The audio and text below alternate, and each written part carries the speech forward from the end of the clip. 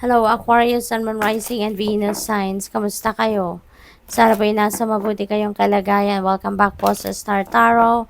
Kung bago kayo rito, welcome din kayo. Thank you for your support. I truly appreciate it. God bless you all. So, what else? We have Yin. Ayan. So, ito yung first message ninyo. Dito sa energy na to, parang hindi kayo yung nagtitimon, hindi kayo yung manager, hindi kayo yung boss, kundi kayo dito yung subordinate. Kumbaga, ikaw yung tauhan, ikaw yung sumusunod, no? Siguro kasi baka pagod na kayo. No? Baka pagod kayo at gusto nyo lang muna ngayon na mag-chill kayo. Gusto nyo lang na kayo lang muna ngayon yung susunod. 'Di ba? Maghihintay kayo na kung anong sasabihin sa inyo. Maybe ito yung way ninyo para makapag-relax muna kayo. No? Yung hindi yung nasa balikat nyo talaga yung pressure. So ngayon, parang nandito kayo, kung baga sa sasakyan, nasa backseat lang muna kayo at hindi kayo yung magdadrive. No? Parang ito yung way ninyo of relaxation. What else? We have soulmates. Ayan. So, maybe, baka ma-meet ninyo ngayon yung inyong soulmate, no? At ang pwede rin na yung soulmate ninyo, baka siya talaga yung magiging person ninyo. Siya yung magiging jowa ninyo. Asawa, boyfriend, girlfriend, no? Depende sa inyong sitwasyon. Kasi, pwede rin. Minsan kasi, yung soulmate na yan, hindi naman yan, hindi lang yan yung nagiging asawa natin, di ba? Or nagiging boyfriend or girlfriend natin.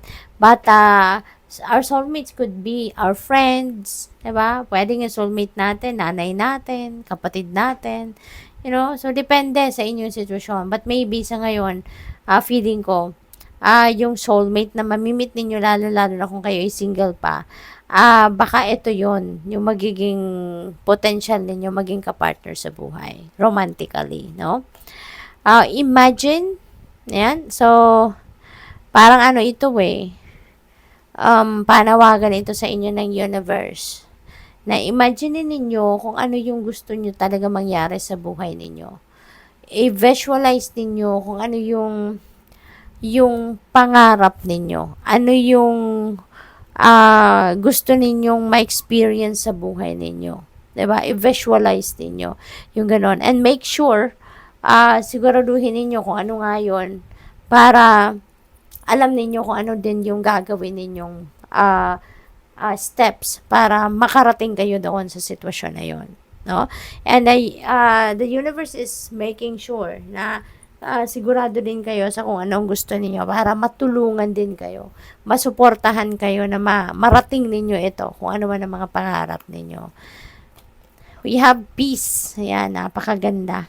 You will be feeling peaceful, no? You will be feeling at peace sa ngayon. Siguro kung ano yung kung meron kayong mga pinoproblema in the past, baka ngayon mas susolusyonan nyo na yan.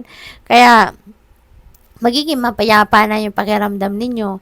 Baka wala na kayong kinai-stressan sa ngayon, wala na kayong pinoproblema, wala na kayong iniisip na malalim, di ba? Kaya feeling at peace kayo, kalmado kayo, no? So, which is really good. What else? We have all that glitters. Ayan. So, napakagandang reminder din ito para sa inyo, Aquarius, na hindi lahat ng makinang ay gold. Okay? Hindi lahat ng kumukuti-kutitap ay talagang yan ay precious. Okay? So, kailangan nating kung sa tao, kailangan nating kilalanin pa ng mas malalim yung tao. Diba? Hindi lahat ng pinapakita ng kung sino man sa atin na superficial, yun na yun siya, lahat. No, hindi ganoon. Kaya kailangan natin kilalanin pa siya, lalo bago tayo magtiwala, yung ganoon. Or kung mga oportunidad yan, ayan, so diskubrihin pa natin, i-research pa natin, ipagtanong-tanong pa natin, 'di ba? Para maano natin, makasiguro tayo, 'di ba? Na tama ang magiging decision natin linked to whatever it is, 'di ba? So what else? Kasi kumbaga, wag tayong ma-deceive, wag tayong maloko ng kung ano lang ang nakikita natin sa surface. Okay? We have deep knowing. Ayan. So, this is like, wisdom. Diba? You're full of wisdom, Aquarius. Maybe you're a person of wisdom. Maybe ang dami-dami mo nang alam sa buhay, ang lalim na ng experiences mo. Kumbaga, ang dami mo ng lessons learned in life. Kaya, ang dami mo nang alam. No? Ang dami mo nang natutunan sa buhay. We have co-create. This is a reminder para sa'yo, Aquarius, na ask for help from the divine. Kung mayroon kayong gustong gawin, gustong mangyari sa buhay ninyo, ask for help. No? Kasi reminder din ito para sa inyo na kung ano yung nakikita mo sa inyong 3D reality, that is the result, diba, of your work and with the help of the divine. Hindi lahat ng nangyayari sa buhay mo, ikaw lang yon, no? Hindi lang lahat ng nangyayari sa buhay mo, lahat ginawa ng universe lang yon, no? But you are co-creating your reality with the divine. What else? We have clean it up. Yeah, panahon na para maglinis. Okay? Hindi lang ito yung paglilinis ng physical space, ng living space, ng tahanan, ng opisina ninyo, ng closet ninyo. Hindi lang yon. But this is also cleaning up your life. No? Cleaning up your thoughts, your feelings, your emotions, your energy field. You know, pagtanggal ito sa buhay ninyo ng old energies, no? Pagtanggal ito sa buhay ninyo ng mga tao, sitwasyon, diba? That doesn't serve your highest good anymore. Okay? So, this is good. Kaya siguro kayo magiging peaceful na ang pakiramdam kasi nga, mawawala na yung mga negativity sa buhay ninyo kasi lilinisin mo na, aalisin mo na.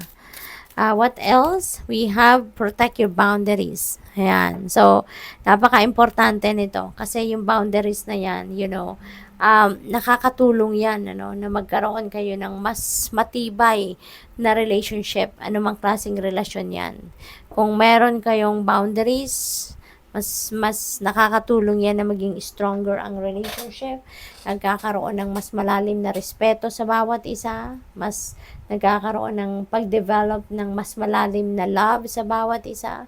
Kasi alam niyo kung hanggang saan lang ang limitasyon ninyo sa bawat isa. So, in a way, parang malaki ang naging respeto ninyo, no, sa bawat isa when you observe your boundaries. So, practice tenderness. Ayan, hindi laging dapat galit. hindi kailangang laging stricto. Yung ganon, diba? Kailangan din natin na paminsan maging malambot tayo, maging soft tayo, 'di ba? Maging compassionate tayo kung kinakailangan, 'di ba? Maging mabait tayo, 'di ba? Kung kinakailangan. May tamang panahon at pagkakataon para maging stricto tayo, 'di ba? Para maging ang tawag dito, stern ang datingan natin, 'di ba? Depende 'yon sa ating sitwasyon. Dapat alam natin kung saan tayo magta-tighten, kung saan tayo maglulusen, yung ganon. So, what else? We have guidance is golden. Ayan, wow. So, siguro, Aquarius, meron ditong mga golden advices, sage advice na matatanggap kayo from someone. Or, baka yung guidance na to is coming from the divine, 'di ba? Kaya pay attention kayo sa iyong intuition kasi diyan pumapasok yung mga gabay ng divine universe sa atin through our intuition. So, maaaring merong mga dumadating sa inyo ng mga intuitive messages and nudges, no? Kaya pay attention to that. Good luck sa'yo. Thank you for watching. Love and light. Namaste.